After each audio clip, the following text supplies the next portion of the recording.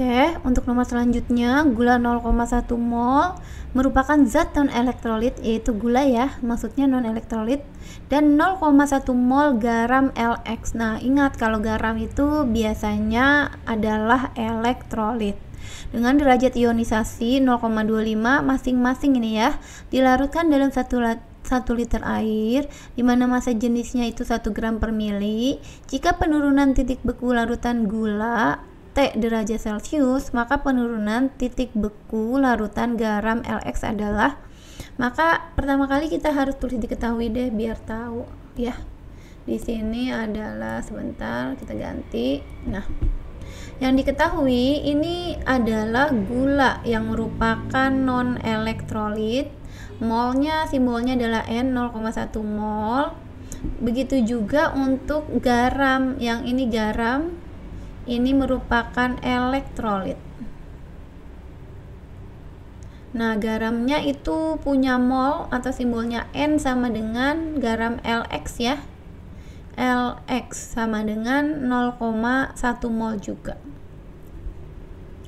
Lalu di sini volumenya masing-masing dilarutkan dengan 101 liter air, sama ya, massa jenisnya karena air itu sama, pelarutnya kan sama-sama air, jadi 1 gram per mili. Jika titik beku larutan gula berarti penurunan ya, jika penurunan itu simbolnya delta TF frozen ya, frozen dari gula sama dengan T derajat Celcius, maka berapakah penurunan delta TF lagi, tapi untuk yang garam LX. Nah, itu berapa? Sekarang rumusnya kita mau jawab ya, kita mau jawabnya gini. Kalau misalnya rumus penurunan titik beku untuk gula atau non elektrolit, non elek ya, yaitu di sini gula adalah KF, ketetapan molal. Jadi ketetapan molal itu ya sama ya, ketetapan molal itu sama dikali molalitas. Molalitas simbolnya M. Tapi molalitas itu bisa kita jabarin, jadi KF dikali mol, karena di sini diketahuinya adalah mol gula, mol per pelarut air dalam kilo. Ini adalah rumus penurunan titik beku larutan non elektrolit. Bagaimana untuk rumus penurunan titik beku garam LX ya, yang merupakan elektrolit. Elektrolit sama dengan rumusnya ya KF, ketetapan beku molalnya dikali molalitas ya, dikali I, cuma tambahannya adalah I.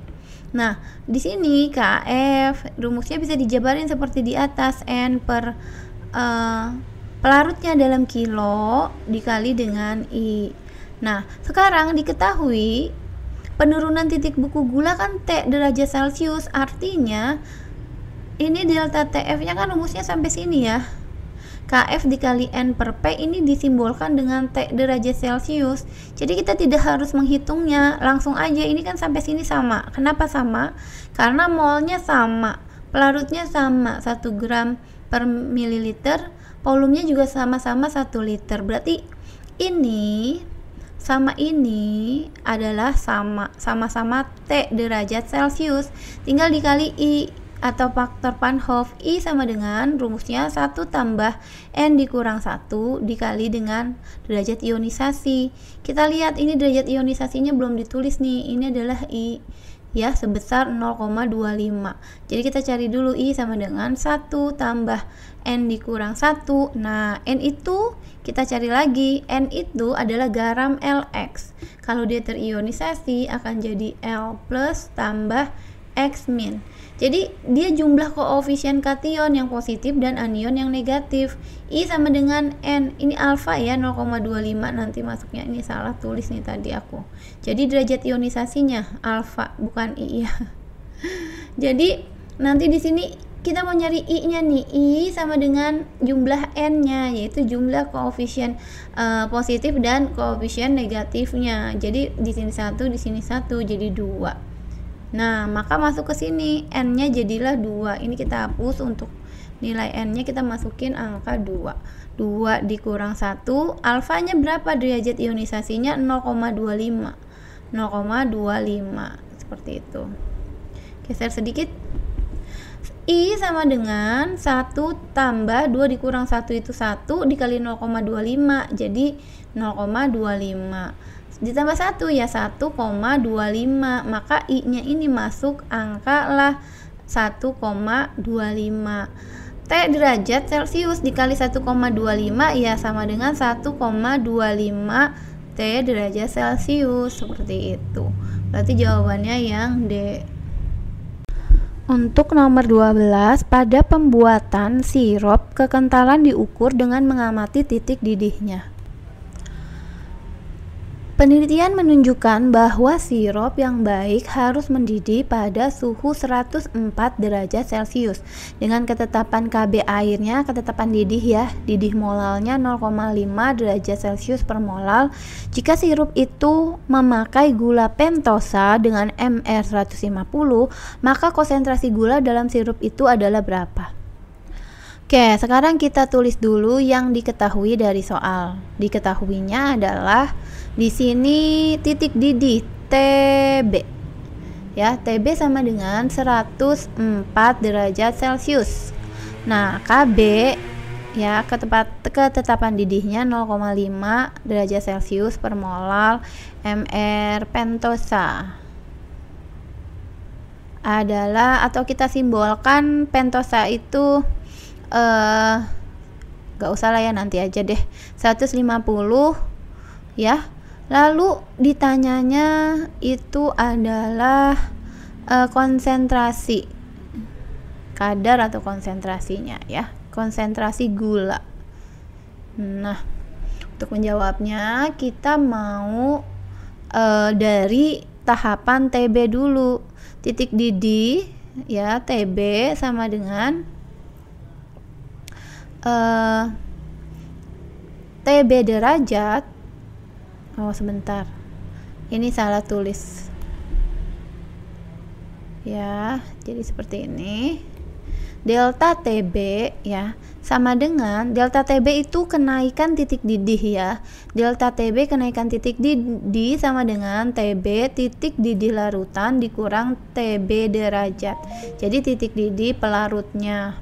Jadi delta TB sama dengan TB, tadi kan titik didih larutannya 104 dikurang TB derajat, karena di sini dianggap titik didihnya nanti pelarutnya menggunakan air, maka TB derajatnya itu sebesar 100 derajat Celcius. Kenapa? Karena sudah ketetapan kalau air itu mendidih 100 derajat Celcius ya, ini seperti ini. Jadi kenaikan titik didihnya 4 derajat Celcius. Nah, setelah itu dijabarin nih rumusnya, delta TB sama dengan KB dikali molal, atau kita jabarkan lagi molalitasnya menjadi gram terlarut dibagi MR terlarut dikali 1000 per pelarut harus dalam kilo. Nah, oh kok kilogram ya, ini salah tulis, pelarutnya dalam gram. Nah, setelah itu kita masukin nih delta TB nya sebesar 4, KB nya 0,5. Nah, sekarang kita mau misalkan dulu nih, ini kan gram terlarut, jadi seperti ini, ada yang namanya larutannya kita buat perumpamaan 1. Ada yang namanya terlarut, zat terlarut atau massa. Ini massa larutan ya. Massa larutannya itu adalah massa dari zat terlarut dan pelarut. Jadi totalnya itu 1, kita umpamakan. Massa terlarut itu yang jumlahnya lebih kecil, yang dalam hal ini adalah si gula pentosa. Massa terlarutnya disimbolkan dengan X.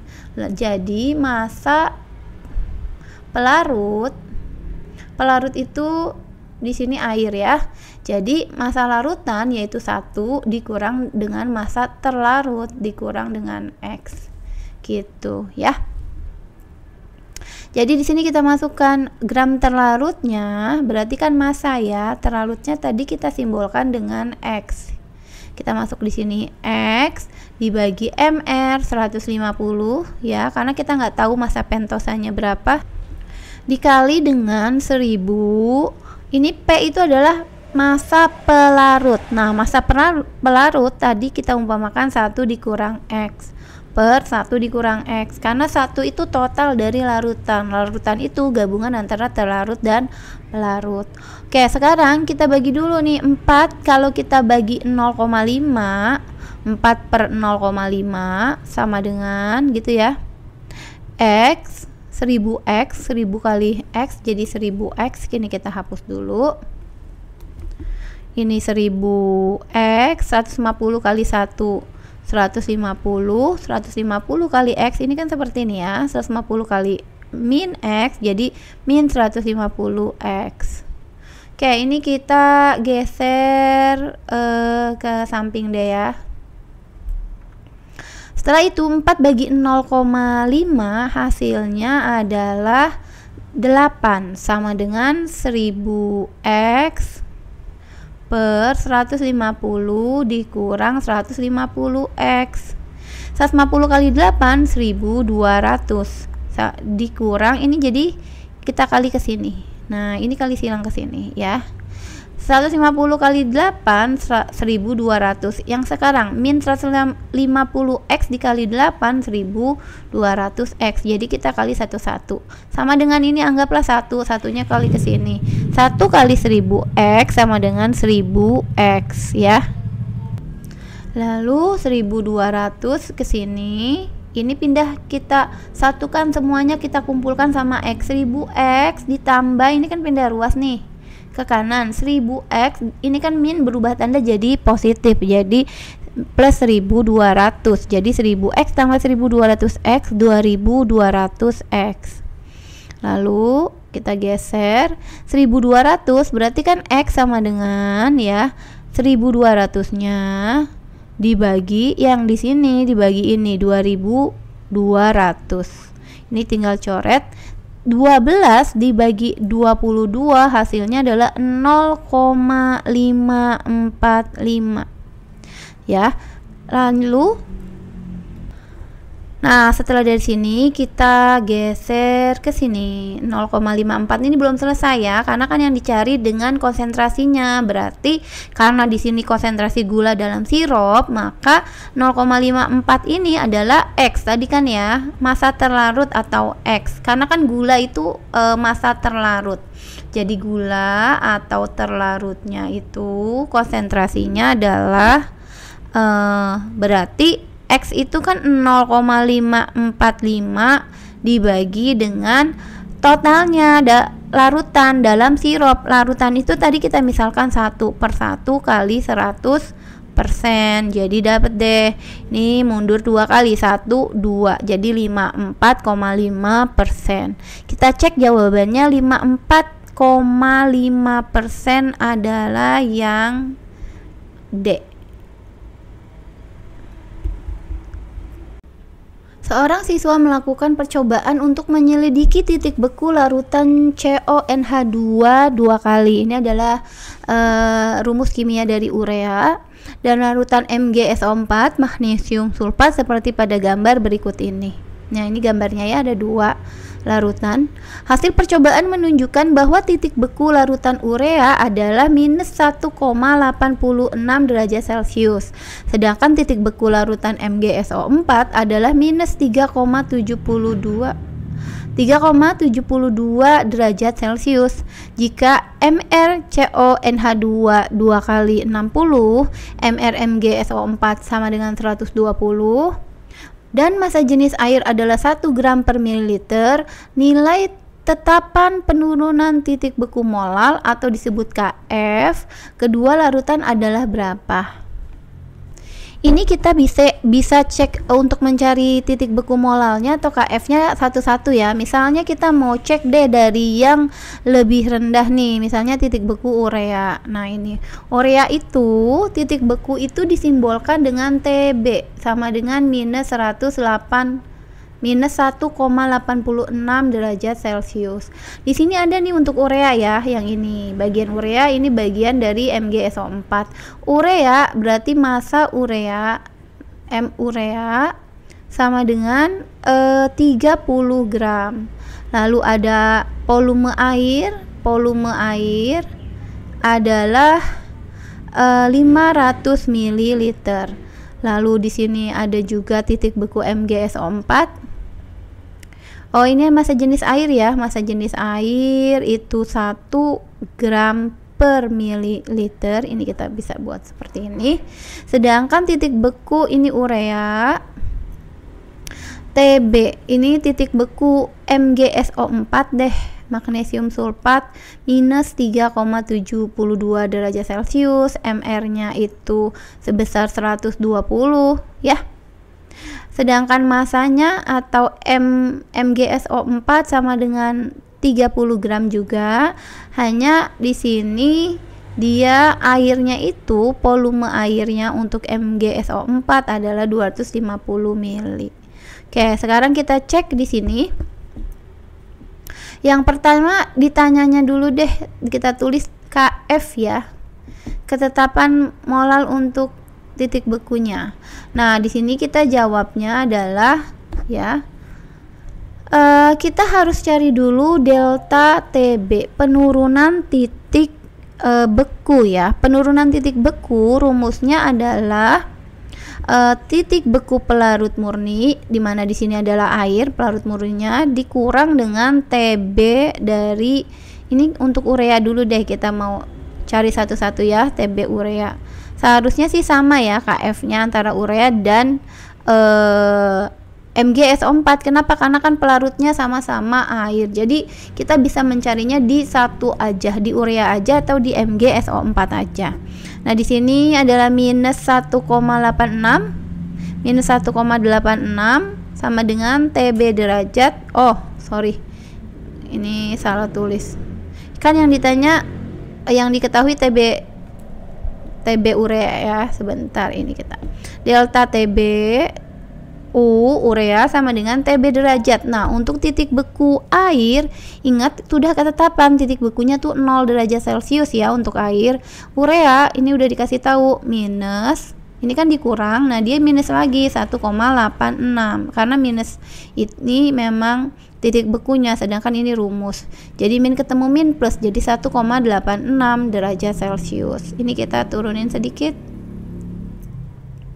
Setelah itu dari delta Tb mungkin kita jabarkan jadi Kf, sini Tb urea dikali molalitas. Molalitasnya karena tidak ada, kita jabarkan jadi massa urea dibagi Mr urea ya, dikali 1000 dibagi pelarut dalam satuan gram. Sedangkan di sini diketahuinya volume. Ingat, untuk mencari pelarut, massa pelarut, tinggal dikali aja ya, massa jenis dikali dengan volume. Jadi massa jenisnya itu kan 1 gram per mili, tinggal dikali aja dengan massa jenis volume airnya sebesar 500 mili. Nah, ini mili sama milinya kan bisa dicoret, 1 gram kali 500, jadi massa pelarutnya itu 500 gram ya. Begitu juga nanti dengan volume air ya, ini juga sama ya. Jadi pelarut airnya, massa pelarut airnya sama dengan ya, sama 1 gram per mili dikali 250 ml. Jadi sama dengan 250 gram untuk nanti MgSO4. Ini kita geser ke sini ya. Sebentar, ini kita geser dulu. Nah, ini kita masukin lagi deh. Ini kita buat di sini. Delta Tb penurunan titik beku urea sama dengan tadi kan Kf dikali dengan massa urea yang ini nih. Massa ureanya adalah 30 gram. Geser lagi. Turunin sebentar ya. Dibagi dengan Mr urea. Mr urea adalah, oh ini belum ditulis. Mr urea adalah 60 dikali 1000 itu ketetapan. Nah, ini kan massa pelarutnya, karena di sini massa pelarutnya adalah air tadi ya. Massa pelarutnya adalah air sebesar 500 gram karena tadi awalnya volume kita udah rubah Ini 500 gram. Nah, sekarang tinggal kita hitung. Delta TB ureanya itu juga udah ada nilainya sebesar tadi ya. Ini kita lihat ke sini.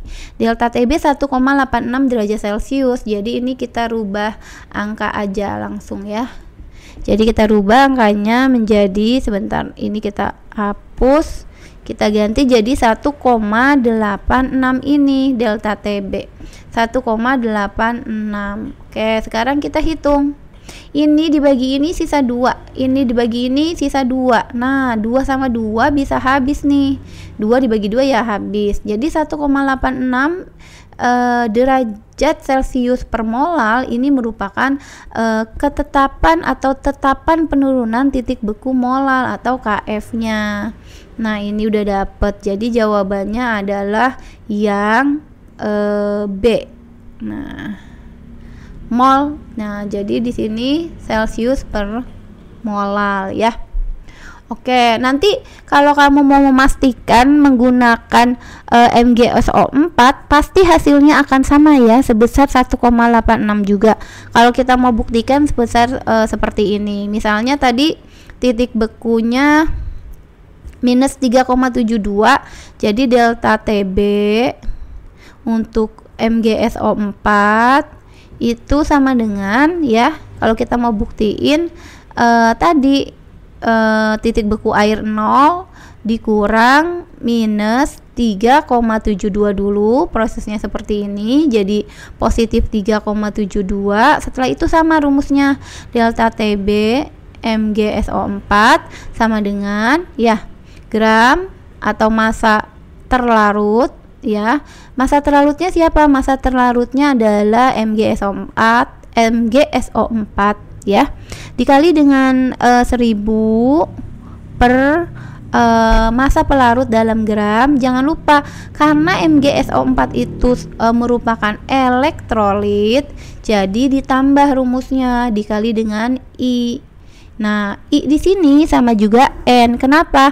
Karena MgSO4 itu tidak diketahui, di sini adalah tidak diketahui alfanya. Jadi langsung MgSO4 kalau terionisasi jadi Mg2 positif tambah SO4 2-.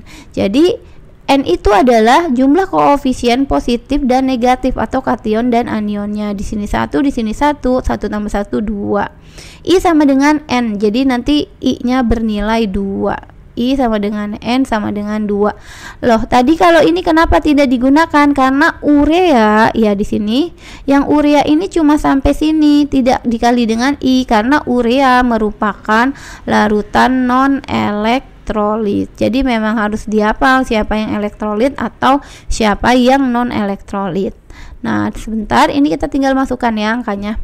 Ini jadi 3,72 sama dengan gram terlarutnya. Kalau dia sama-sama tadi ya, sama-sama 30 gram nih. Nah, 30 gram di sini.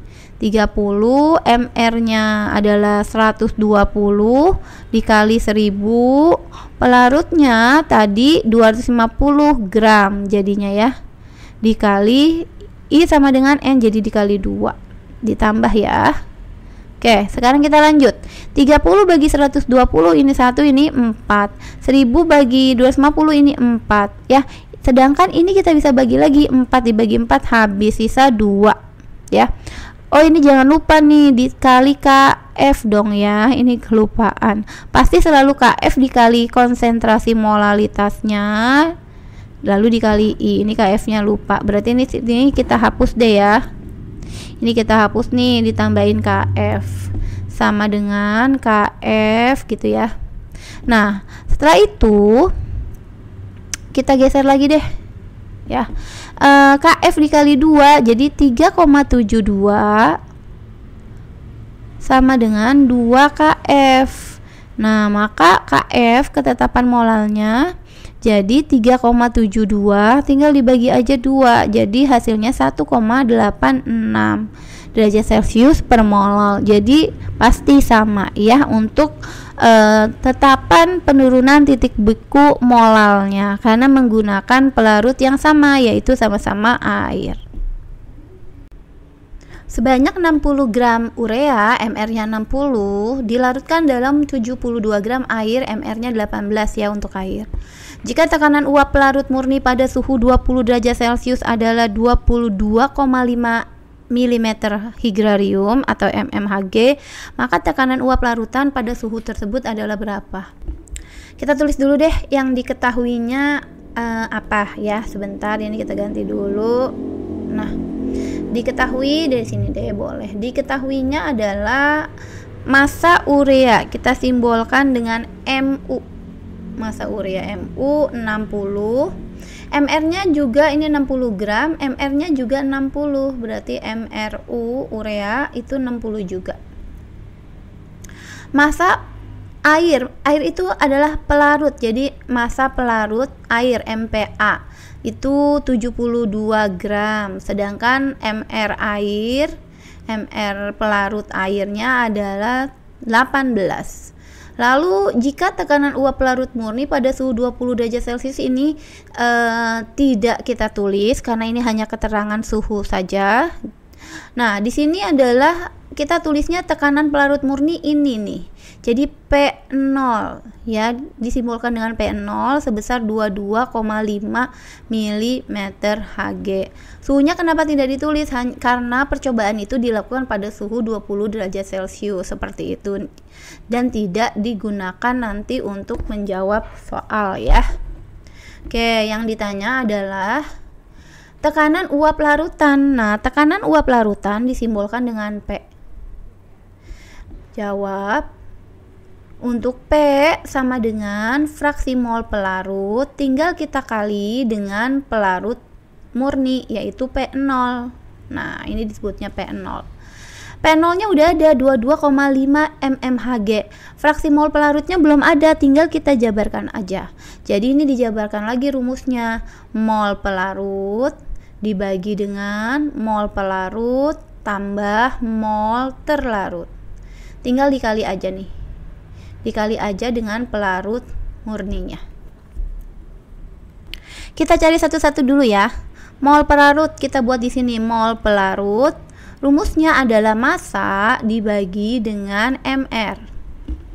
Nah, karena pelarutnya di sini adalah air ya. Massa pelarutnya adalah air. Jadi ini dan ini yang kita pakai, 72 gram dibagi 18. Hasilnya adalah 4 mol. Nah, seperti itu. Atau ini kita buat, ini kita pindahin deh, ini nggak muat ya. Ntar yang ininya aja deh yang kita pindahin. Nah, kita pindahin sama dengan 4 mol. Ini aku hapus deh molnya. Nah, 4 mol di sini. Nah, lalu untuk nyari mol terlarutnya juga sama. Mol terlarut sama dengan massa terlarut dibagi dengan MR. Yang terlarut itu yang jumlahnya lebih kecil ya, yaitu di sini urea ya. Massanya 60, MR-nya juga 60. Jadi 60 bagi 60 adalah 1 mol. Seperti itu. Tinggal kita masukkan. Ini udah nih, ini aku kasih batas deh ya. Nah, baru kita masukkan ke sini. P sama dengan mol pelarut sebesar 4 dibagi dengan mol pelarut lagi, masukin 4 ditambah mol terlarut, jadi ditambah 1 karena yang terlarutnya adalah 1. Tinggal kita kali dengan, ini boleh kita kurung, kali dengan P0 sebesar 22,5. Ini adalah pelarut murninya. Ini mol sama mol habis karena satuannya mol dan mol, jadi habis. 4/5 tinggal kita kali 22,5 ya. Nah, ini hasilnya 22,5 deh, kita coba bagi. Ini bagi ini dulu deh. Jadinya 4,5. Tinggal 4,5 dikali 4, hasilnya adalah 18 mmHg. Nah, jadi yang 18 mmHg adalah yang C. Gitu ya. Semoga bisa mengerti.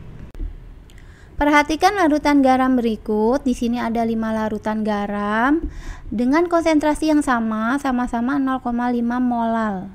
atau M, larutan garam yang mempunyai titik beku paling tinggi adalah garam nomor berapa? Karena di sini merupakan 1 sampai 5 ini merupakan larutan garam yang merupakan elektrolit.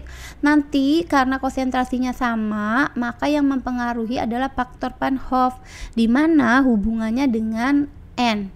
Kenapa? Karena tidak ada alfa atau derajat ionisasinya. Maka faktor Van Hoff itu I sama juga N. Sehingga kalau untuk mencari titik beku paling tinggi, maka nilai N-nya itu yang paling kecil. Cara mencarinya nanti kita jelaskan di sini ya.